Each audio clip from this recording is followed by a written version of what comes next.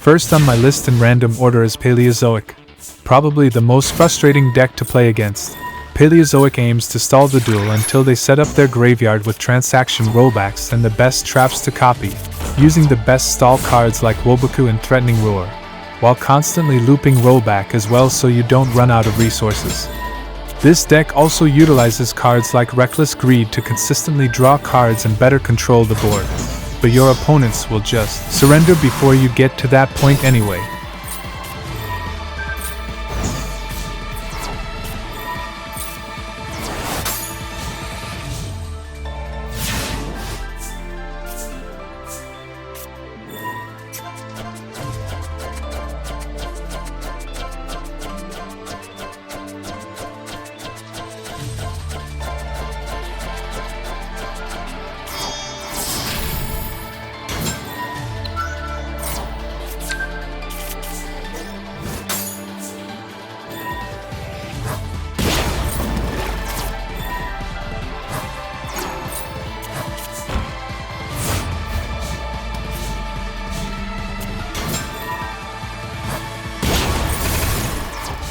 And eventually, when you've established full control of the field, you'll just continuously poke for 1200 damage every turn.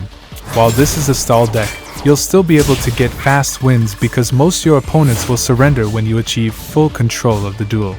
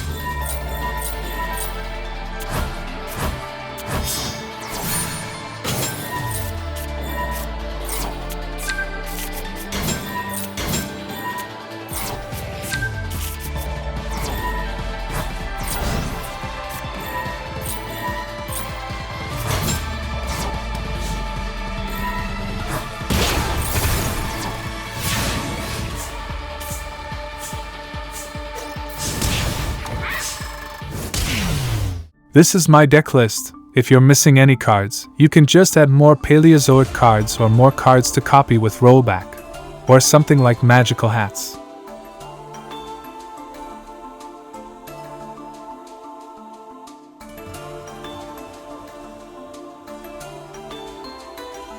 Next in random order is Ice Barrier. This is a replay from ranked, so you won't have Ash Blossom and Max C, but you'll have other hand traps. This is probably the best deck for this event. If you go first, you'll set up Crocodragon for draw 4, Lancea to summon 2 Floodgates, and possible Agarine for protection and a banish, plus whatever hand traps you drew, making this board basically unbeatable.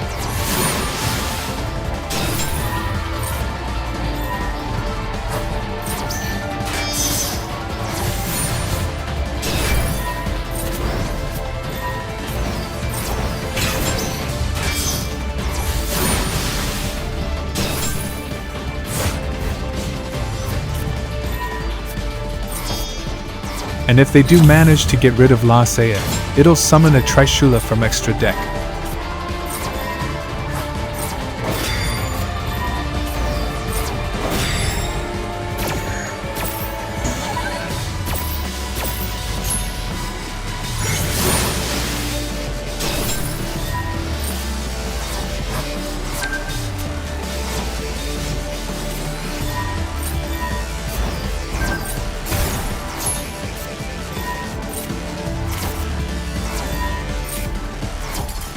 This is my deck list. I chose to play Lightning Storm and evenly matched to help with going second, since Paleozoic will be popular this format, but you can replace them with Ghost Mourner. Next we have everyone's favorite deck, Floowandereeze. The deck did lose Advent of Adventure, so it might feel more bricky, but you can replace it with Small World and you'll be fine. On turn 1 you'll generally set up Empen, negating all attack position special summon monsters, including Lynx, while also setting up the field spell to normal summon during your opponent's turn since Dreaming Town is also banned.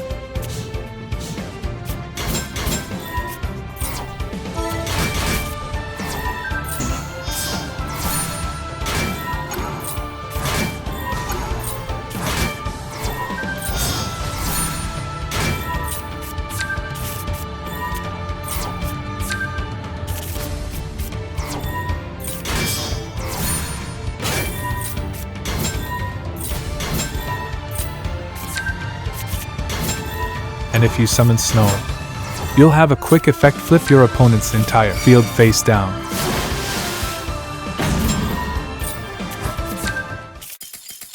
This is my deck list. We have Lightning Storm and Evenly Matched for going second, but they also can be replaced with Ghost Mourner if you have it. You also never use the extra deck.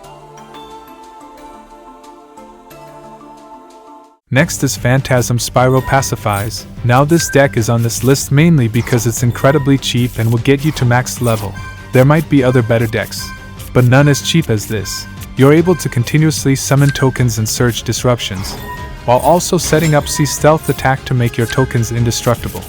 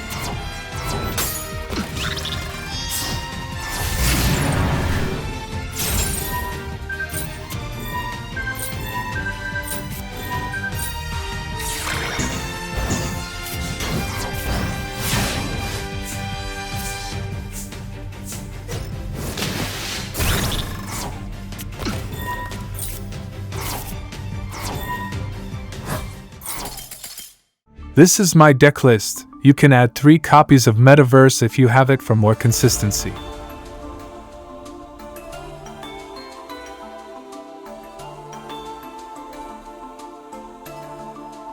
Next on my list is Ghoti. With the new support, Ghoti is now more consistent than ever.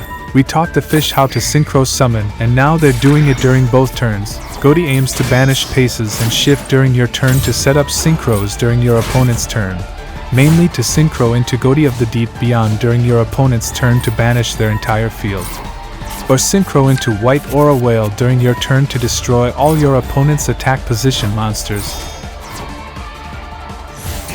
Probably the most fun deck to use in this event. It's also a loner deck, so you can just use it for free.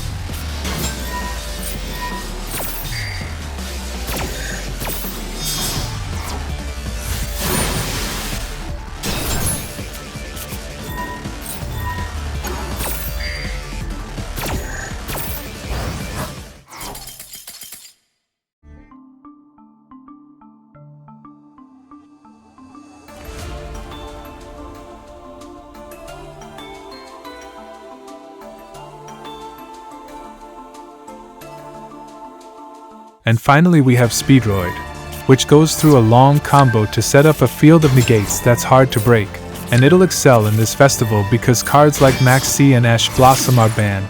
But you will notice that many people playing this deck are playing it for the first time in this event, and they won't be good pilots. So expect to win a lot against this deck. But for the experienced Speedroid players, they have turn 1 negate boards and turn 2 synchros that help to OTK, as well as the ability to play through a few hand traps, making Speedroid one of the best decks for this event.